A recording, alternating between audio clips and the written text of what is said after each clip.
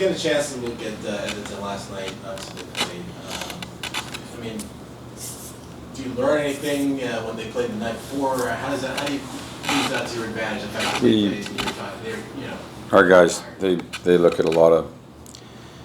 They look at previous games. They look at last night's game. They look at our game that we played against them, and then you make decisions from there. They're obviously playing really well right now. McDavid back in the lineup from the time that we played them, but dangerous. He scored a lot of goals last night. They seemed to control things a little bit. And numbers game, they were pretty good. Scoreboard, they were pretty good.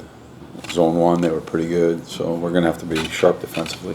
When you're defending one of the elite players, whether it's him or Matthews or whatever, are there different things you do for different guys, or are there same basic principles for all those elite level guys that you do? I think it's the same basic principles just inside of our system, and the realization that you're playing against a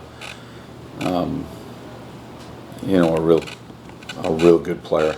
I think some teams change some things a little bit when they maybe on a penalty kill. If somebody's got a shot that stands over on the flank, you might lean out that way more and see if you can't just deter that. But typically that leaves something else open too. So we just go about our business and try to defend the opposition. And inside of the opposition, I think you talk about certain players and what they bring to the table, and things that you can do maybe to be a little bit better defensively, but not necessarily major shifts in the game and what we're doing. You mentioned yesterday one of the things you liked best about the team is the way you were able to turn it around against, say, Nashville. Yep. Yeah. What qualities does the team have that they do that? Are they receptive to coaching? Are they good at self-evaluating? I think it's so they are receptive. I do think it's a self-awareness.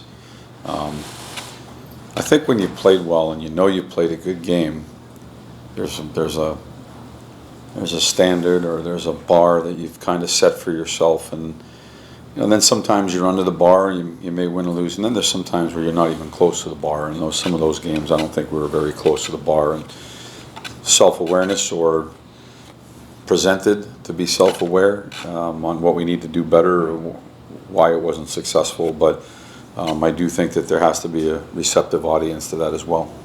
Do you sit down with every line and every pair before each game to go over? We do, yeah. Not sort of answer.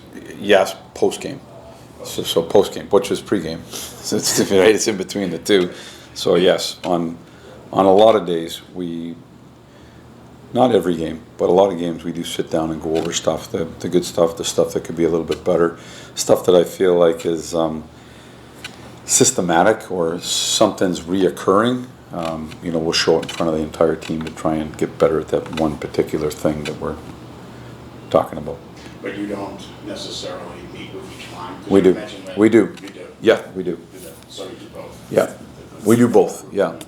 So yesterday was, we got in front of the team and showed a few things, but we have been breaking it down and meeting with the lines or meeting with the D pairs and kind of going more specific to their game. Yeah.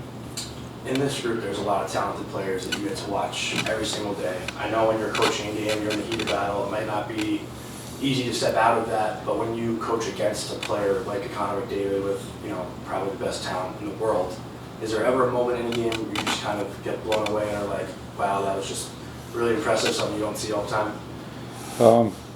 I think that the players do, a lot of players, we have our own, and we just left a couple in Toronto that are pretty dynamic, and so tonight, there's a few players out here that are really dynamic, and I'm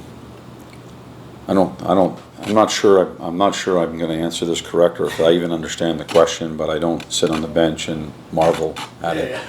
I'm usually, if something happened where you're warranting a marvel, I'm probably warranting something different or feeling something different than your admiration is probably not the same as my feelings at that exact moment. I don't know if I answered that right or not. No, that's kind of what I was getting at. Yeah. If something's that impressive. Yeah. Obviously, if it doesn't. Do I sit there on the bench and go, wow? No, I don't sit there. I say another word. It's not wow. Yeah.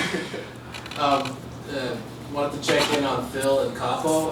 Anything They're, different? you know, they're skating on their own. Capo is skating. They're skating on their own, and they're improving. It's I understand it's been a slow process, especially with Phil, but getting better.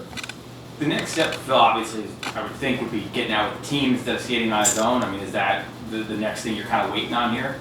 I think that there's you know, when it comes to getting a player, Capo, Phil, anybody, you know, Foxy, whatever, there's a progression to what it is. That doesn't necessarily mean that tomorrow the next progression is skating with us. So there's progressions inside of that.